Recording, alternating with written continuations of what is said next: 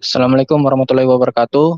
Eh, Kami dari kelompok 5 akan menjelaskan mengenai pattern based design. Sebelum itu saya memperkenalkan anggota kelompok kami. Yang pertama adalah saya sendiri, Renaldi Ramadhani, NIM 1016-1079. Kemudian ada Muhammad Jamil Muhammad, NIM 1018-1033. Kemudian ada Muhammad Rifki Nugraha, NIM 1018-1043. Yang terakhir adalah Yoga Priya Winata, 1018-1079. Next.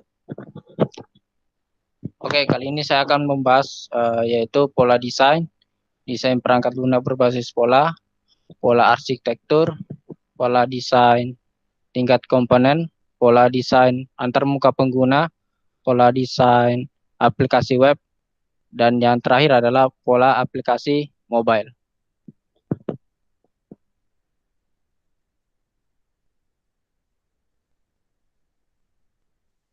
Selanjutnya, yaitu yang pertama, pola desain. Pola desain dapat dicirikan sebagai aturan 3 bagian yang mengekspresikan hubungan antara konteks tertentu, masalah, dan solusi. Untuk desain perangkat lunak, konteks memungkinkan pembaca untuk memahami lingkungan tempat masalah berada dan solusi apa yang mungkin sesuai dalam lingkungan tersebut. Perangkat prasyarat termasuk batasan dan kendala, bertindak sebagai sistem kekuatan yang mempengaruhi bagaimana masalah dapat diinterpretasikan dalam konteksnya dan bagaimana solusi dapat diterapkan secara efektif. Adapun karakteristik pola desain yang efektif menurut Koplin yaitu ada 5. Yang pertama, memecahkan permasalahan dengan pola, menangkap solusi, bukan hanya prinsip atau strategi abstrak. Yang kedua, menggunakan konsep yang ada.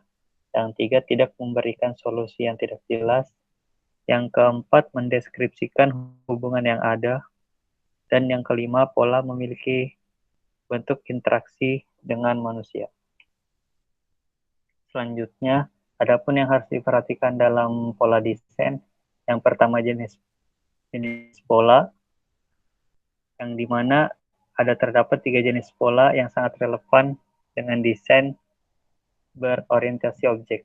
Yang pertama yaitu pola kreasi, pola struktural, dan pola perilaku. Selanjutnya ada kerangka, di mana ada perbedaan antara pola desain dan kerangka kerja, yaitu yang pertama pola desain lebih abstrak daripada kerangka. Yang kedua, pola desain kurang terspesialisasi dibandingkan dengan kerangka kerja. Selanjutnya, mendeskripsikan pola, yang mana desain berbasis pola dimulai dengan pengenalan pola dalam aplikasi yang ingin dibangun, dan dilanjutkan dengan pencarian untuk menentukan apakah orang lain telah menangani pola tersebut, dan diakhiri dengan penerapan pola yang sesuai dengan masalah yang ingin diselesaikan. Selanjutnya ada pola bahasa dan repositori, di mana bahasa pola dianalogikan dengan instruksi manual hypertext untuk pemecah masalah dalam domain aplikasi tertentu. Domain masalah yang dipertimbangkan pertama kali dideskripsikan secara hierarkis, dimulai dengan masalah desain yang luas yang terkait dengan domain, dan kemudian menyempurnakan setiap masalah yang luas ke dalam tingkat abstraksi yang lebih rendah.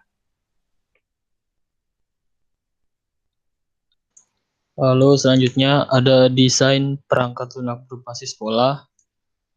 Jadi desainer terbaik di bidang apapun pastinya memiliki kemampuan luar biasa yang digunakan untuk melihat pola yang menjadi masalah dan pola yang dapat digabungkan untuk menciptakan solusi.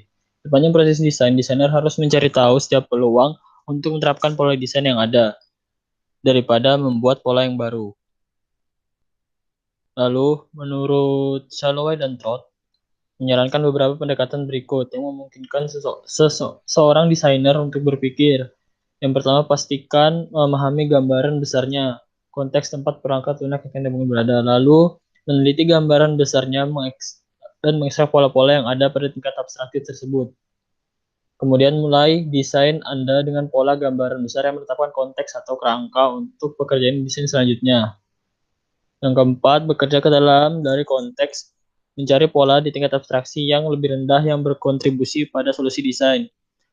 Yang kelima, ulangi langkah sebelumnya sampai desain tersebut sempurna. Yang keenam, sempurnakan desain dengan menyesuaikan setiap pola dengan spesifikasi perangkat lunak yang coba dibuat.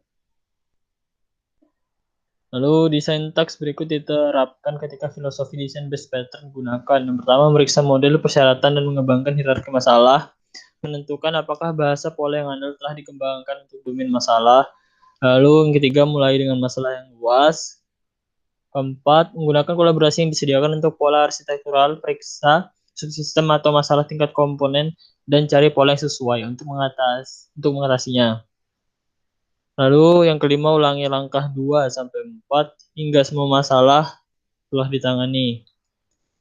Yang keenam, jika masalah desain antarmuka pengguna telah diisolasi, cari banyak repositori pola desain antarmuka pengguna untuk pola yang sesuai. Yang ketujuh, terlepas dari tingkat abstraksinya, jika bahasa pola dan atau repositori pola atau pola individu menunjukkan harapan, bandingkan masalah yang akan diselesaikan dengan pola yang ada yang disajikan. Yang terakhir, pastikan untuk menyempurnakan desain karena berasal dari pola yang menggunakan kriteria kualitas desain sebagai pedoman. Selanjutnya ketiga, pola arsitektur. Sebelum pola arsitektur yang representatif dapat dipilih dalam domain tertentu, harus dinilai kesesuaiannya untuk aplikasi dan gaya arsitektur keseluruhan, serta konteks dan kekuatan sistem yang ditentukannya. Keempat, pola desain tingkat komponen. Komponen level design pattern memberikan solusi yang telah terbukti dengan menangani satu atau lebih sub-problem yang diambil dari model persyaratan. Dari banyak kasus, pola desain jenis ini difokuskan pada beberapa elemen fungsional dari suatu sistem. Selanjutnya, solusi untuk sub-problem ini adalah dengan melibatkan pencarian, feature search. Karena pencarian merupakan masalah yang sangat umum, maka tidak mengherankan bahwa ada banyak pola yang berhubungan dengan pencarian. Selanjutnya. Lalu yang kelima ada pola desain antarmuka pengguna. Jadi user interface terbagi menjadi beberapa kategori, yaitu wall UI memberikan panduan desain untuk struktur dan navigasi tingkat atas di seluruh antarmuka. Lalu ada page layout, halaman umum pada web atau tampilan layar untuk aplikasi. Yang ketiga ada forms and input, yang mempertimbangkan berbagai teknik desain untuk melengkapi formulir dan masukan. Yang keempat, navigation membantu pengguna dalam menavigasi melalui menu, halaman web, dan tampilan interaktif. Selanjutnya adalah pola desain aplikasi web. Jadi di dalam pola desainnya terdapat fokus desain. Fokus desain itu menjadi lebih sempit saat melangkah lebih jauh ke dalam desain.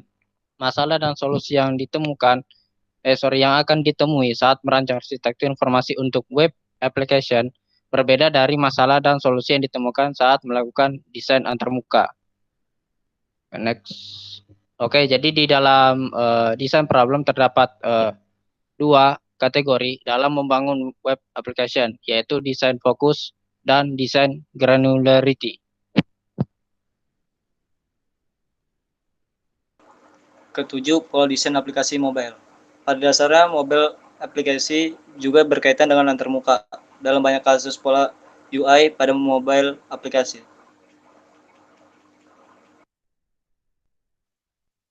Selanjutnya, pola desain aplikasi mobile ini merupakan contoh dari mobile invitation pattern, yang mana di dalamnya ada berupa contoh dialog, tip, tour, demo, terus transparansi, embedded, persistent, dan discoverable.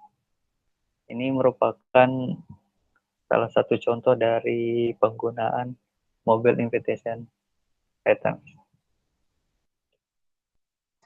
Sekian dari presentasi dari kelompok kami. Terima kasih.